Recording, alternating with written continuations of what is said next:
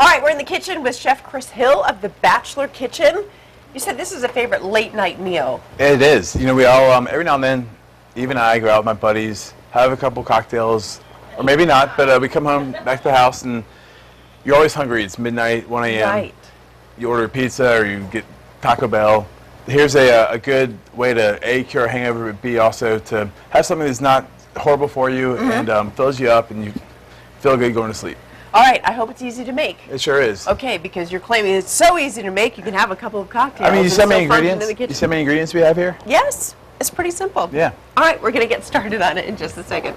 All right, we're back now in the kitchen with Chef Chris Hill from the Bachelor Kitchen, making, you said, no, you've done this before. I actually, it was inspired by 2 weekends ago.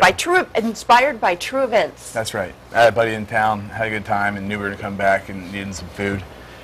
Brisket.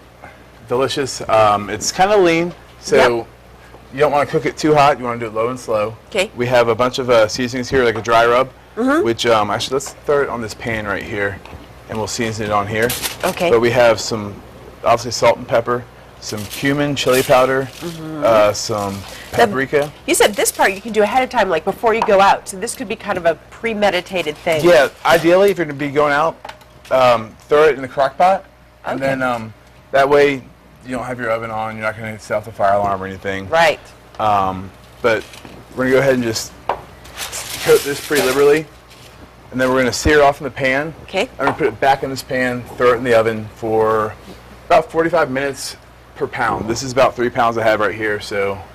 And you're not kidding, this 225, low temperature. I have it 225 now, I think it's still building up. It's going to be at 275. Okay, 275. But it's one of those, as long as you don't cook it too hot, it's going to not dry out. It's going to just really tenderize and be really nice. Okay. So here we have like a pretty hot pan. You want a little good sizzle. And when you sear it good like that, we'll do it on each side, that seals all the flavors in. That way when it's cooking, those all absorb throughout the whole process. Okay. We also have some poached eggs here. People are kind of freaked out about poached eggs, at least cooking them. We've all had them with our eggs Benedict or whatever else. Right, people are afraid to make it at home because they're afraid it's going to bust apart. Yeah, they're very delicate. I'll let you do this since my hands are kind of dirty. But, okay. Put a little bit of olive oil in the bottom of this bowl. All right, what you see is plastic wrap right there, right? A little stainless steel bowl lined with plastic wrap. Yep. And I'm putting in some olive oil. Just a little bit. And what that's going to be is a little lubricant so it doesn't stick when you try and take it out. Yep, that's perfect. Okay. And then you're going to crack an egg in, obviously gently so we don't bust the yolk. All right. That was nice and gentle. Thank you. And then put a little bit of salt and pepper on there. And it's also really important for poached eggs that they are very fresh. Okay. Because the fresher they are, the more the whites are going to stick to the yolk. So obviously for poached eggs, they'll kind of fall apart otherwise. Yep. Now you'll wrap it up. So close this all up. Yeah.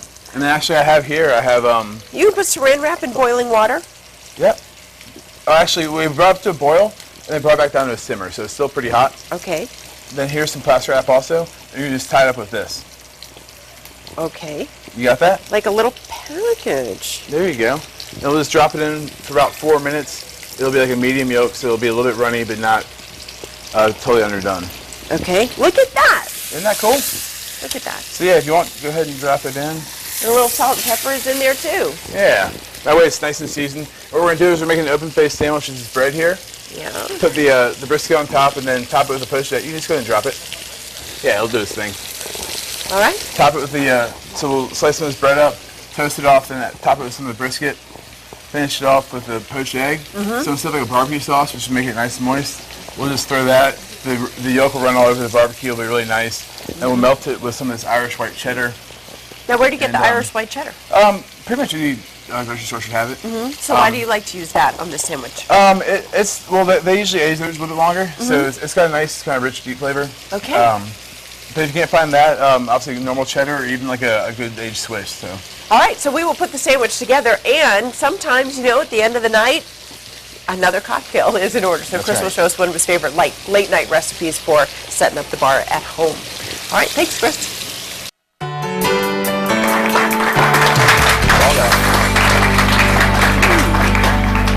That's good. It's nice. Yeah, it's real nice. Irish white cheddar. That's right. Going on top of our open-faced brisket sandwich. Chris Hill is back from the Bachelor Kitchen with what you call one of your favorite kind of late night, everything's closed, can't find anything good to eat out there in the world, so you make this at home. Exactly, yeah, and anything with protein, especially something like eggs, it has an amino acid in it that actually helps kill your hangover. Helps you recover. That's right. So there's your poached egg. How good does that look? Well, let's take it out right first. Right now it looks awful. How do you get it out? Well, you have a knife right there. You just slice it open? Yep. Like just be careful because you don't want to... cut my hand open? Or the yolk, yeah. We agree on... Oh, I'm worried about my hand. You're worried about me busting. I also... breaking the yolk. I had another brisket that I had to obviously do since we only have 4 hours here on the show. But as it finished up, I put a little liquid smoke on there. It's since we don't have an actual smoker, it gives some of that essence without actually having the smoke there itself. We all wish we had 4 hours when you were here. Yeah. I was a little slow on the uptake for that one, Chris. But yeah, we do. We always wish we had more time. All right, it's looking better now that I'm unpeeling it. I can see why putting the olive oil is so important. Exactly, it just totally sticks. I washed my hands during the commercial too. So if you want to throw some cheddar on there? Yes, but it's going to fall.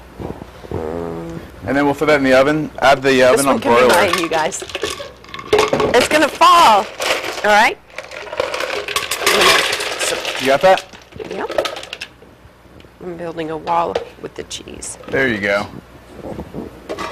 And again, if it's 2 a.m. in the night, nobody's really care that much, right? That's true. There you go. I'd imagine trying to do that. Yeah, add that on broiler. We'll just melt it off for like about 2 minutes or so. All right. And hopefully by the time we're done with this segment, or maybe by the total end of the show, we'll be done. Alrighty. Now you mentioned sometimes you just suddenly feel inspired to make another cocktail. That's right. Here we go. Back to my Southern roots. I have some Jack Daniels, some Southern Comfort, some iced tea. So I have 2 cups of iced tea, unsweet. I have some sour mix, some OJ, some Jack Daniels, a cup, a little half cup of Southern Comfort out of New Orleans, and then it's a little bit of triple sec, half cup of triple sec, and then a 1/4 cup of grenadine. It seems like the sandwich would help you recover just from that. That's right. That maybe might put you have that back early where you on. started. Or hair of the dog, right? Yes. And then we just have some oranges and limes we can garnish it with, and pour it over ice, and done deal. Okay. That's right. Nice and refreshing, especially this time of year, right? I'm going to take your word for it because I have another newscast to do right after the show. Right. So, I can't take chances like that. And I can't spill on my outfit, so we'll have to be very careful when we try that open-faced sandwich in just a little bit. That's right. So how'd you discover the recipe for the sandwich? I've been playing around with some things. I love the idea of having something with the egg yolk melting over everything, so you don't need a sauce per se. It kind of just takes care of itself. And as we're talking, let's see. It's just about there. Well, you know what? If you feel like it needs a little more time, we've got a little more time. Okay. We'll take another look at it when I bring Chris and Ariane back in just a little bit to eat it. Okay, yum. All right, thanks, Chris. Yep.